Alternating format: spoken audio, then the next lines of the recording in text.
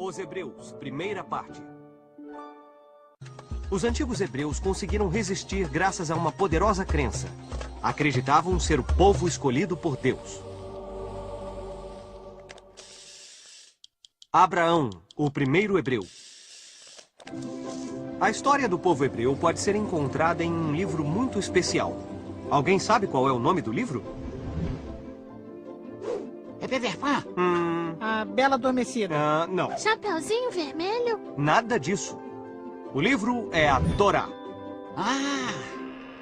A história conta que por volta do ano 1900 a.C., Abraão, o filho de um escultor da cidade de Ur, fez um trato com Deus, que lhe prometeu em troca as terras de Canaã. Abraão reuniu seu povo. Juntos arrumaram todas as coisas e partiram para uma longa viagem até as terras que Deus havia prometido a eles. Então os hebreus partiram rumo às terras de Canaã. Mas havia um pequeno problema. Não eram apenas os hebreus que estavam interessados nas terras de Canaã. Na verdade, muitos outros povos estavam querendo ocupar aquelas terras. A verdade é que as terras de Canaã eram muito ricas e férteis. E além disso, elas se situavam entre dois grandes reinos da época. O do Egito, no norte da África, e o da Babilônia, na Mesopotâmia. Esses reinos poderosíssimos estavam lutando por esse território, porque inúmeras rotas de comércio passavam por lá. Mas essa terra era muito mais do que apenas uma zona fértil para os hebreus. Era a Terra Prometida. De fato, o pacto que Abraão havia feito com Deus envolvia uma outra coisa. Abraão e seu povo tiveram de renunciar a todas as religiões que adoravam muitos deuses e tiveram que aceitar a existência de um único Deus, o Criador de todas as coisas. Os patriarcas. Eu, Abraão, sou o líder do meu povo. Isso faz de mim o primeiro. O patriarca é o homem-chefe de uma família. Isso significava que ele impunha as leis e também era o líder religioso. O patriarca era o líder de sua esposa, filhos e também dos filhos de famílias bastante próximas. Quando o patriarca morria, o filho mais velho do sexo masculino se tornava o novo patriarca e assim por diante. O filho mais velho de Abraão era Isaac, e o filho de Isaac era Jacó. Jacó tornou-se famoso porque teve 12 filhos, e cada um deles se tornou o patriarca de sua própria tribo.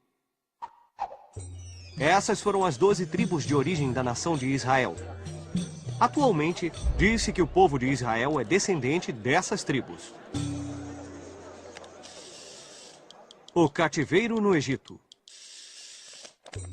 Então, vamos voltar a Jacó e seus 12 filhos, os bisnetos do grande Abraão. Um dos filhos de Jacó, José, tinha um dom especial. Ele sonhava com o futuro. Um dia, José contou a seus irmãos um de seus sonhos. Nesse sonho, seus irmãos o elogiavam e curvavam-se diante dele.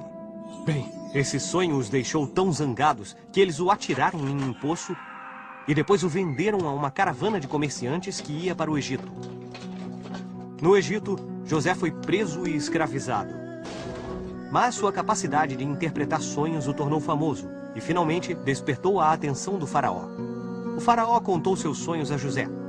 Em um deles, apareciam 7 vacas gordas e muito tempo depois, 7 vacas muito magras.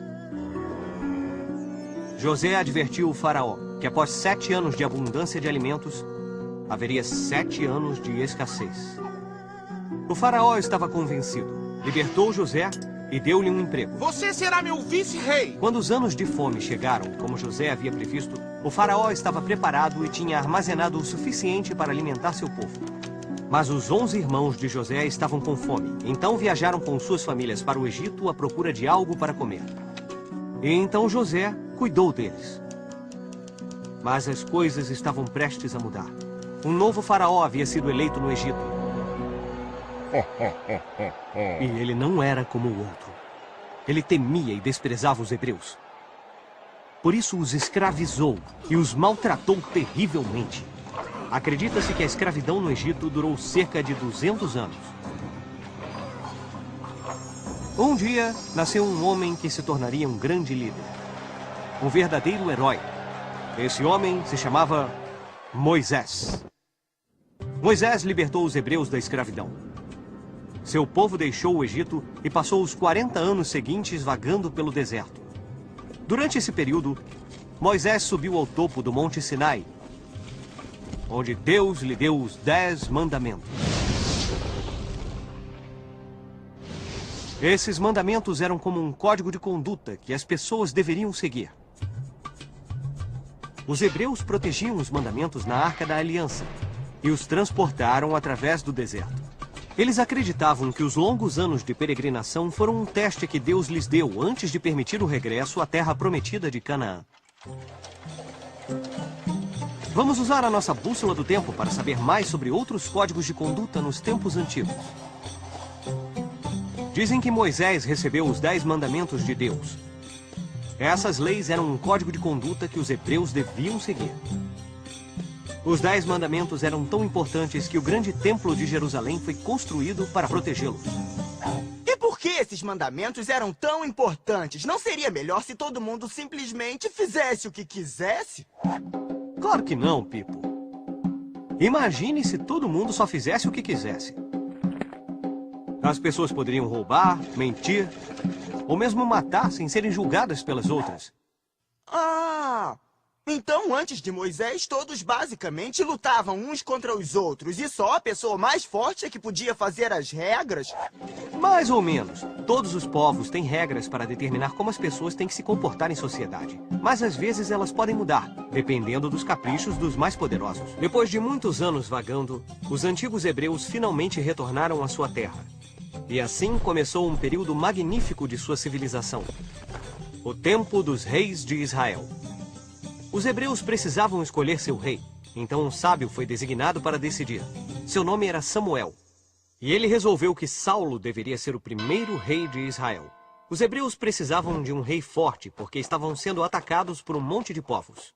Saulo foi um rei muito valente e derrotou os amonitas e os moabitas, mas não conseguiu derrotar os filisteus. Foi nessa época que nasceu uma grande história sobre um jovem pastor chamado Davi, que foi voluntário para lutar contra os filisteus e seu maior guerreiro, um gigante chamado Golias. Embora Davi fosse muito pequeno, ele foi capaz de derrotar Golias usando sua inteligência em vez de sua força. Davi, armado apenas com uma funda, deu um golpe certeiro no olho de Golias.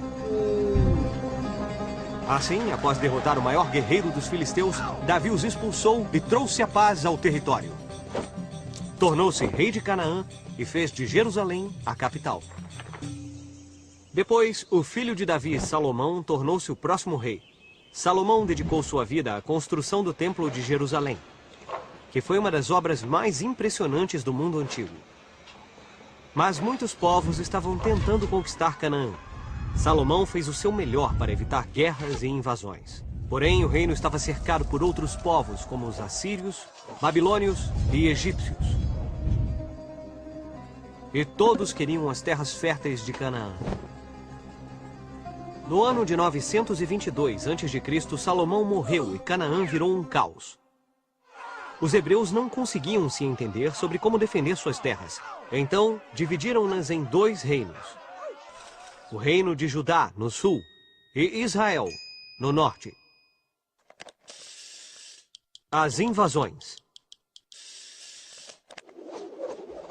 Durante centenas de anos, os 2 reinos viveram separados. Por isso não tinham força suficiente para derrotar os inimigos.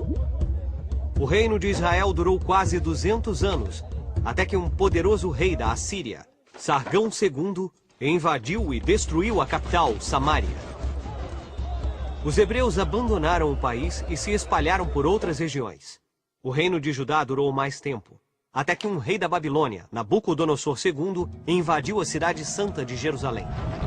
Ele destruiu o templo construído por Salomão e expulsou todo o povo para a Babilônia.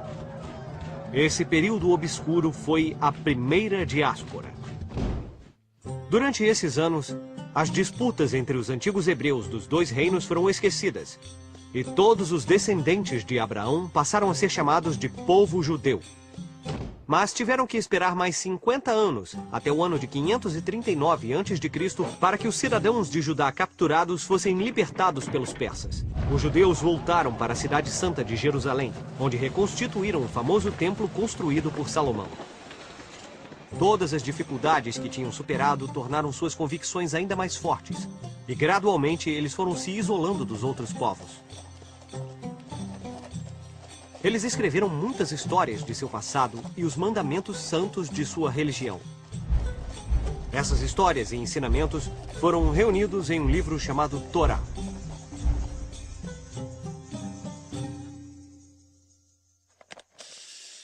A Grande Diáspora.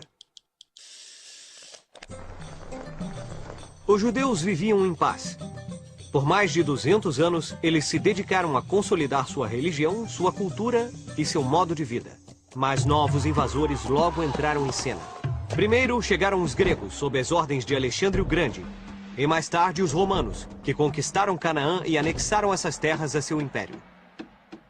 Embora fosse um povo pacífico, os judeus sofreram tanto com os romanos que acabaram se rebelando.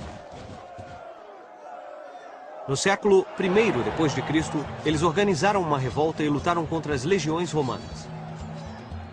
Mesmo lutando com persistência e coragem enquanto puderam, o exército romano era muito poderoso.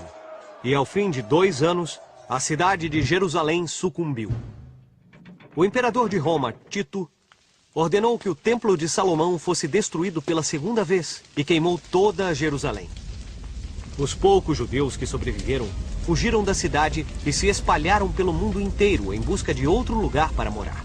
Mais uma vez, os judeus eram um povo sem pátria. Um grande grupo de judeus seguiu em direção à Península Ibérica. Eles passaram pela África do Norte e na península começaram uma nova vida. Essas pessoas foram chamadas de sefarditas e viveram lá por muitos anos. Mas no século XV foram novamente expulsos pelos reis católicos da Espanha e de Portugal, que os viam como uma ameaça às suas crenças. Os sefarditas tiveram de se dispersar mais uma vez. A Terra Prometida. Nos séculos posteriores, os judeus continuaram a se dispersar por todo o mundo. Encontraram novos lugares para viver, mas sempre sonhavam em voltar para as terras de Canaã. Às vezes, eles eram convocados a se reunir e a voltar para sua terra. Mas como as pessoas estavam tão espalhadas ao redor do mundo, era muito difícil fazer com que todos se juntassem de novo. Felizmente, as convicções e os rituais do povo judeu continuavam a mantê-los unidos. Uma das práticas mais importantes era a leitura da Torá, que corresponde aos primeiros 5 livros da Bíblia. O povo judeu, até hoje, se reúne para celebrar todo sábado, que é considerado o dia mais importante da semana. Esse dia foi reservado para o descanso, assim como Deus descansou depois de criar o mundo. Outros costumes mantiveram a memória da Terra Santa viva.